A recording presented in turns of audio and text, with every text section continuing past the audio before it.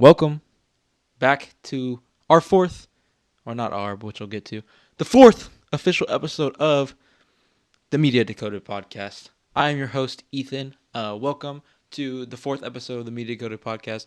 I am so happy that you have chosen to come back to us for your movie news, for your the reviews, the conversation, the banter, as we usually say. Obviously, as you've noticed, I'm in a bit of a different setup right now, a bit of a different arena, some would say. But at the moment, my partner in crime, aka the dad, is not here at the moment. He is currently out of the office, but he will be back for the next episode, which is why, because we are a duo and because we are dedicated to each other and our craft and making this channel the best that we possibly can, this is just going to be a more of a laid back episode. It's just going to be me here talking to you guys and catching you up. It's going to be more of a quick fix type episode. I'm going to be keeping you up on what you may have missed, the small little things that have happened over the past 2 weeks since we've been gone. It won't be anything too crazy. We have our John Wick and Mario review coming up in the next episode. I know it's a tad bit late, but as you know, in reasonable fashion, we're still going to give you the best review possible and let you know our thoughts, which is all that really matters. So in this episode, we're just going to be going over quick things that you may have missed, have a good little discussion. We're going to talk about Ethan's thoughts. We're going to talk about a couple of different things today, and we're just going to be chilling, having a good time. I mean, it's going to be a good episode. It's just going to be one of those laid back ones where we can just chill, talk, relax. But with all that being said, I'm glad you're here, but I need to ask you a favor. I need you to see that subscribe button. I think it's gonna be right here today. Yeah. I'm gonna need you to click that. I'm gonna need you to subscribe, turn on the notifications. We're gonna need all of that. So thank you. I'm gonna need you to do that. All right. Let's hop into our first topic, and our first topic is gonna be about Spider-Man Into the Spider-Verse. Now, they did drop a trailer. Now, don't get me wrong. As much as I love Spider-Man Into the Spider-Verse, they dropped a trailer. And by God, let me tell you something. This trailer was something special. I'm not going to go into too much detail because obviously my point here isn't to review the trailer. Well, I mean, that's something that we can dive into with my partner in crime. But I can say that I did like the trailer. I thought the trailer was decent. As I'm sure my dad, because when we watched it together, he thought the exact same thing. I think that Spider-Verse is truly doing something special in the animated scene. I mean, it's just something like we haven't even seen before. Like, I can't even think of another movie that's doing it like Spider-Verse, animation style, like all of that, bro. The story, and the problem is when you look at Spider-Man as a hero and you compare all the movies together, Spider-Verse, I think, is the best Spider-Man movie. The one from, I believe it was 2019, I want to say. I think that's the best Spider-Man movie ever made. Now, some people won't agree with me because you have those fanboys out there who like No Way Home, and I'm not dissing on No Way Home. I think No Way Home is a solid pick. I think it was good for what it was trying to do. The whole multiverse idea was good, but the problem is when the proof is in the pudding. The proof is in the pudding. When you look at Spider-Man Into the Spider-Verse, there's nothing better. I mean, there's really nothing better. Spider-Man Into the Spider-Verse is the definitive best multiverse Spider-Man movie. It's the best Spider-Man team-up movie, which by technicality isn't counted as a multiverse thing, but it is, it's still like, in the same realm. I feel like it has some of the best action. Now, most Spider-Man movies have pretty good action. I mean, it is up for debate best action, but I think it is. Best score, I mean, which most people don't necessarily care about, but I do. It's just everything about it was just so good. The character dynamic between all of the Spider-Man, when you go from Peter Parker's Spider-Man, Gwen Stacy, Miles Morales, obviously the main character, and then you go to but what is it? Bro, it's the whatever the pig Spider-Man's. I forgot Spider-Man Noir. I mean, you go on to so many Spider-Man, and that's why this sequel I feel like is something so special because you are really, really, really expanding the idea of multiple Spider-Mans. Now, with No Way Home, as you saw, they did the whole multiverse idea, but you don't really think about it too much. Like, okay, how many Spider-Mans out there are there really that are that different? Now, in this one, as you can see in the trailer, there are a vast amount of Spider-Man. And I think that, and this is obviously the two trailers that we've had for this movie haven't really been much different. One just kind of gives you more of an idea of what the story's going to be like.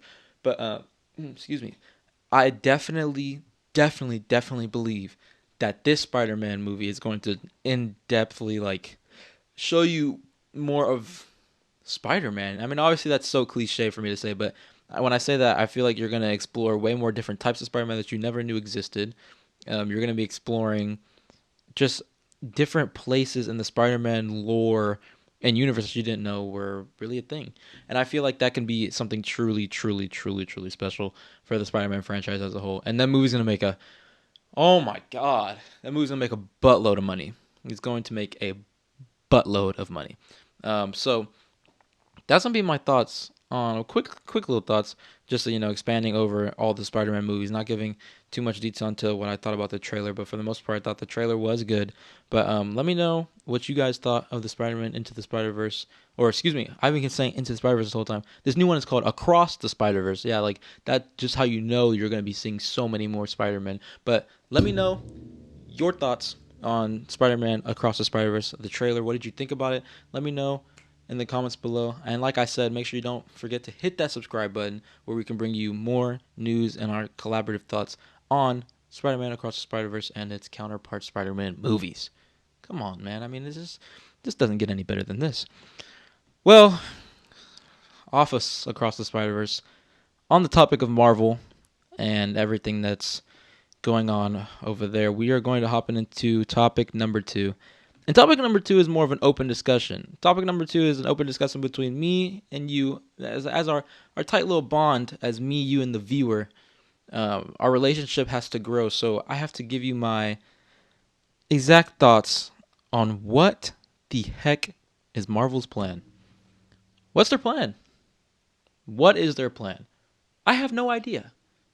Because, as most people know, and as I'm sure you as the viewer have noticed, Phase 4 wasn't the strongest Marvel phase. Don't get me wrong, it wasn't the strongest Marvel phase. It had its gems. When you look at, in my opinion, Loki, an absolute gem. Moon Knight, a very good series. Kind of crash and burn at the end, a tad bit, but for the most part, I thought the series was good. You have more properties like, which I know. I sit down here and review movies, and I haven't watched Miss Marvel. Like, oh my god, I get it. But from what I hear, Miss Marvel is absolutely amazing. Not to take away from the show. Granted, I haven't watched it, but I hear it's absolutely wonderful. Black Panther: Wakanda Forever, I thought was really good. I thought they did that one very well. I thought Ryan Coogler did his thing with what he was given, with the unfortunate hand of Chadwick Boseman's death that he was given. I feel like that movie was the best byproduct of a bad situation, of a sad situation at best. I feel like that movie really did its thing on handling not only the grief in real life, but in the movie. But not to go into too depth, because this is not a conversation about Wakanda Forever. Phase 4 had its gems. It had its good movies. But what is the plan? What is the end goal? What is the end game? Some would say y'all like that one. What is the end game of Marvel's MCU? Their big grand idea. What are they going for? And I feel as if they've introduced Kang, and Kang is a force to be reckoned with. Obviously, as you saw in Quantumania, he is a force to be reckoned with. Kang, the Conqueror, he who remains, as you saw in Loki. Jonathan Majors as an actor is just, it really, it's working. But the problem is, all of Phase 4 didn't feel connected. It just didn't feel like there was an end goal. Like, it's like everything was just so scattered around plot-wise. You had, to start off Phase 1, which, Phase 1, Phase 4, which I believe, actually no, Spider-Man No Way Home started off Phase 4. Yeah, that started off Phase 4. And then you drift, which No Way Home, obviously everyone likes No Way Home. No Way Home drifted off into, I think WandaVision dropped in between that time. And WandaVision was good. I might be getting my timelines mixed up, but WandaVision dropped and that was good. Okay, no, WandaVision was before. I'm sorry, I'm getting all my stuff mixed up. WandaVision was before any Spider-Man No Way Home and stuff. That was when you truly explored the concept of the multiverse and magic and such like that. So then you go from WandaVision to um, Winter Soldiers and Falcon and Winter Soldier, so which was decent. I thought it was okay. Then you go on to Loki, which, like I said, I thought Loki was an absolute gem. Then you go on to, I believe, Hawkeye at the end of that year, which I thought was at least decent. I didn't think it was the greatest show ever, but I thought it was good. And then you go on to Spider-Man No Way Home directly that month, which I thought, like I said, was really, really good. Not the best Spider-Man movie, but a runner-up. And then you go on from No Way Home to Doctor Strange and the Multiverse of Madness, which I think with all the hate that it gets, I think that it's good. I think that it is a solid, solid movie. I think that it suffers from a lack of a good story, and it really, really was relying on that nostalgia of all your favorite characters. But for the most part, I thought that it was a really, really good movie. Then you drift on to Thor: Love and Thunder, which man, like I don't really want to talk about Love and Thunder, bro. Like, come on. Miss Marvel came out that summer. As I said, I did not watch Miss Marvel, but from everything that I heard that it was definitely one of the greatest MCU shows to ever grace this earth. People praise that show like it's Jesus, which by all means it could really be that good. I need to take the time to go and watch it, obviously. And then you go on to She-Hulk. My opinions on She-Hulk are very, very, very, very like divisive. I think that She-Hulk was the character stayed very true to the comics. I thought that was very nice. But for the most part, I feel as if the show just didn't stick the landing. I feel like the show only really picked up when Daredevil was there towards the end of the season. But that's just my opinion on She-Hulk. And then you go on from She-Hulk, I believe, to Wakanda Forever, and then from Wakanda Forever, obviously, that ended Phase 4. So through all of that, there is only one show that really mentions Kang. And Kang is supposed to be set up as this big bad. So why is Kang taking a back seat in all these setup shows that's supposed to give us our either new Avengers or new frontline heroes that are supposed to set us up into the new age of Marvel? Because the question is after Endgame, where are the Avengers? Who are a part of the Avengers? Iron Man is gone, rest in peace. Captain America decided to go back in time and grow old. Um, you have Hulk still around. Black Widow, obviously, fortunately, rest in peace, passed away in Endgame. But Thor has a kid. I mean, he's still around. Hawkeye is dealing with his Ronin stuff, battling, and Hawkeye, obviously Black Widow's sister, dealing with his trauma from the past of all the things that he did when people had got turned into dust. He started resorting to crime and stuff like that. Like, the Avengers are scattered, so when you give us all these new characters, like, you really just question, where the heck does this tie into Kang? And I think we'll truly find out where this ties into Kang, either in hopefully the Marvels later on this year in November, or as soon. Like, I just can't see any other title that's coming out in any amount of time that ties us all in. Like, I have no idea what Marvel's plan is, but going over the timeline, I can't really seem to piece it together on my own. Like, I'm really, really, really lost. But this is an open discussion, so I need to know what y'all think is going on with MCU. Where do y'all think this is leading? What's the end goal? What's the end game of Marvel's grand plan with Kang the Conqueror, aka who remains, Rama Tut, Immortus, where does this lead? Like, where does all these roads come together and pivot to our grand solution? Like, where do we go from here?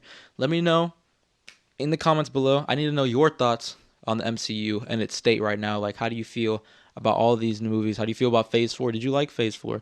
Let me know all of that in the comments below. But at the same time, have you subscribed yet? You need to click the subscribe button, please. It helps us so, so very much. We are Media Decoded. We are going to bring you the best knowledge and reviews and conversation and banter and all that as much as we can. So, see the subscribe button? We're gonna put it up there this time. I think I'm probably looking up to the galaxy, but we're gonna put it up there right now. So go on and hit that subscribe button. All right, our quick topic is going to be the rundown of my thoughts on the June box office. This is going to be a very, very quick topic. I'm telling you right now, Spider-Verse is going to win that month. I mean, it's hard to say. I mean, it's hard for me to say that, but deep down, I know that Spider-Verse is going to wipe that month clean. Listen, to all you Transformers fans out there, Transformers comes out a week after Spider-Man Across the Spider-Verse. If you think that there is a chance on this earth that if that movie is not the greatest Transformers movie of all time, that it's going to outmake box office wise more money than Spider-Man Across the Spider-Verse, you are mistaken. It's not possible because Transformers has a very long history of just not producing the best movies of recent. Age of Extinction was not that good. The Last Night was okay.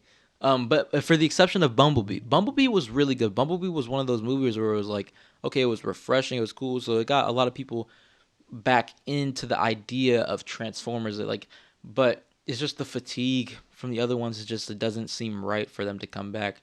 When you look at the rest of the month after Transformers, if Spider-Man continues to have its legs through that 2-week stretch from when Transformers comes out, it has to compete against the Flash. Now, here's the thing. I believe that when the Flash drops, I do not believe that Spider-Man will stay at the top of the box office. And here's why. I feel as if the Flash people are excited about the idea of the Flash, regardless of, past drama or whatever is going on with Ezra Miller. Hopefully, he can solve his issues and, become a better man and do what he needs to do to, get his life back on track.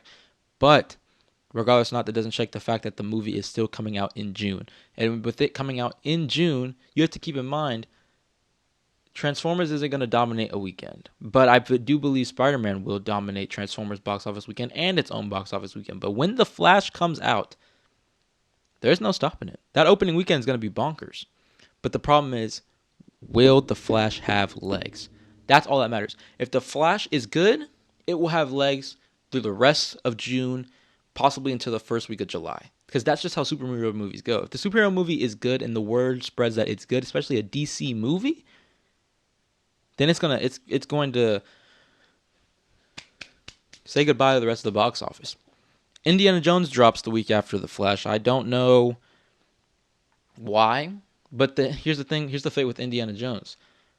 If The Flash is not good, people will watch it that opening weekend, but then people will trickle in slowly again to watch Spider-Man, and then Spider-Man's box office will slowly start to round out at that 3-week mark.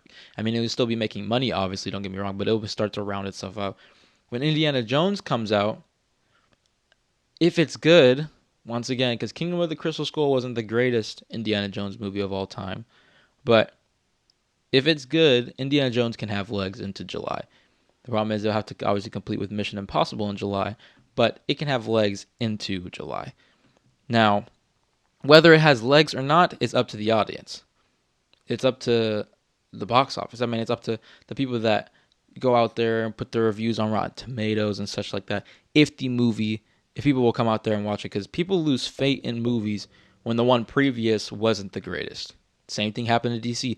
The slow decline of quality in movies. Same thing that's happening with MCU right now.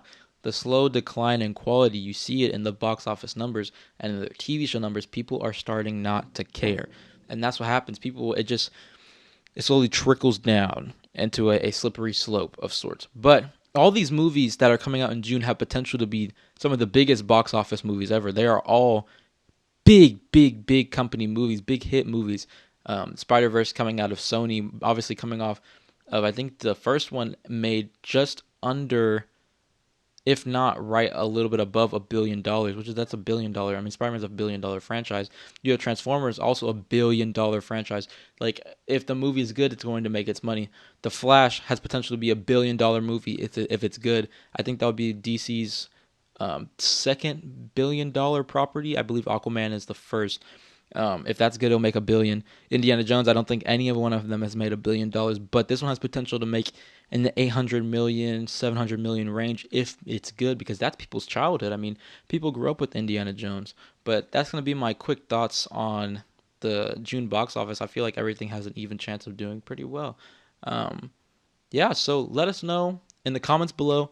your thoughts on the June box office. What do you predict will be good? What do you predict will be bad? What do you think will make the most money? What do you think? Do you think any of these movies have the legs to make it to be the biggest box office movie of this year? Let me know in the comments below.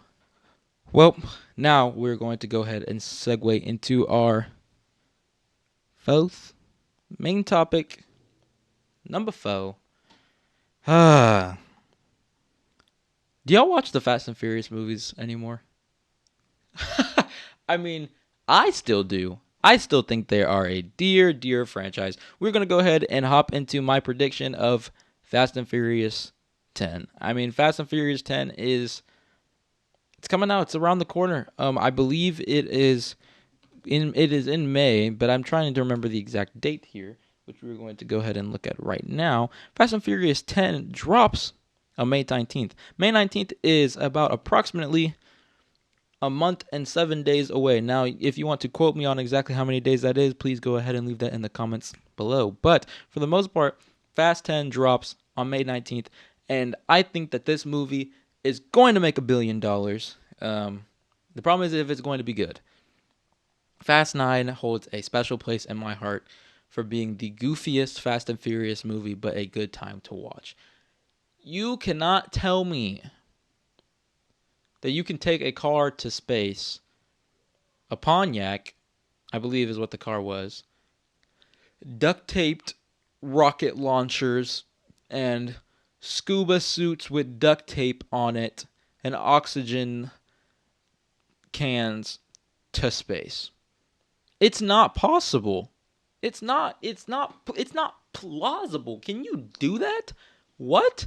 But it is the Fast and Furious franchise, and like Vin Diesel said, the power of family holds all. Like the power of family at this point can cure the world of all its diseases, because the power of family it's like it drives the Fast and Furious franchise at this point. Look, without too much debate, I think that Fast 9 is where Fast and Furious dropped the ball. There's obviously really good Fast and Furious movies that are still just as goofy, but they are very good films at the same time. You have Tokyo Drift obviously being one of them. You have Fast 5 being one of them. Fast 5 being, in my opinion, the greatest Fast and Furious movie out of the entire franchise. You have Fast 7. Fast 7 was very, very good. I thought Fast 7 was a very decent entry into the franchise. Fate of the Furious was okay. It wasn't too bad.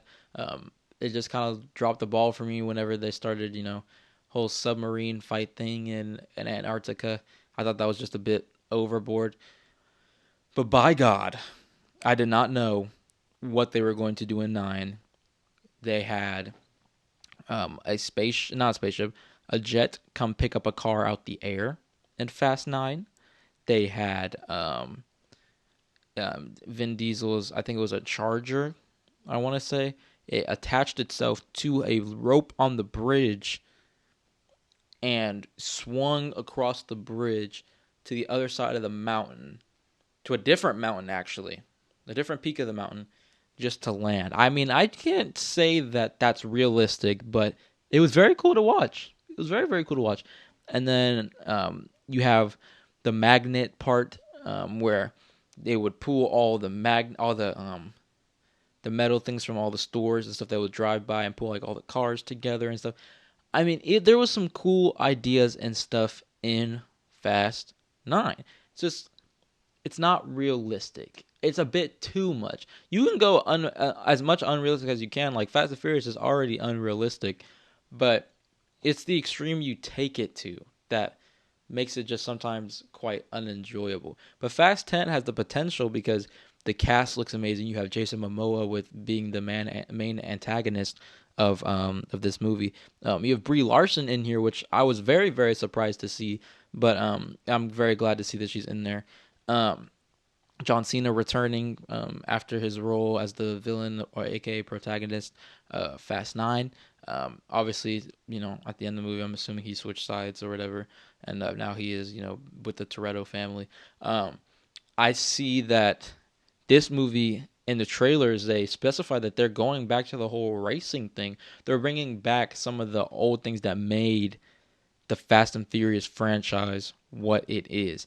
And the thing is, about the Fast and Furious franchise is that I really, really, really, really don't understand why ever since Fast 9, the response that they got, you would assume that they would like, kind of backtrack on the craziness. But the problem is they backtracked, but you never know with the Fast and Furious franchise. The problem is with movies, you can look at trailers, but the trailers don't really. It's not gonna give you everything. You're not gonna just out of the blue not know exactly what the story is about and such. But Fast 10, like I said, has the potential to be very, very good.